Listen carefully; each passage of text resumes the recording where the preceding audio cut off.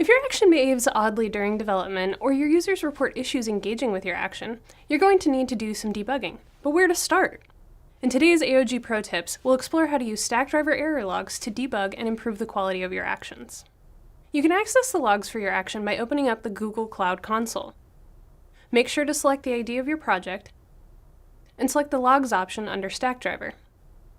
Depending on how long your action has been running, you may have hundreds or even thousands of log entries to review. You can narrow down your search by filtering by the log's urgency level, date and time, resource type, or underlying API. To quickly narrow the list to entries related to your action's functionality, select Google Assistant Action under Resource Type.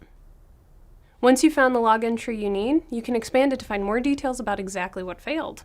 The text payload includes information like the request ID, conversation ID, and invocation used for the action, helping you quickly identify what intends to debug. Sometimes looking at a single log entry by itself won't give you enough information about the issue.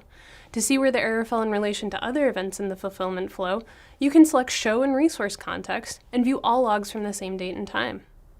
To help with the development workflow, collaborators who have admin access to your action can automatically access the error logs in Stackdriver. Additionally, if you identify repeated problematic behavior of your action, you can deploy filters to isolate the applicable log entries and automatically export those logs to your own server. This allows you to be notified promptly of continuing issues and to share insights with your development team easily.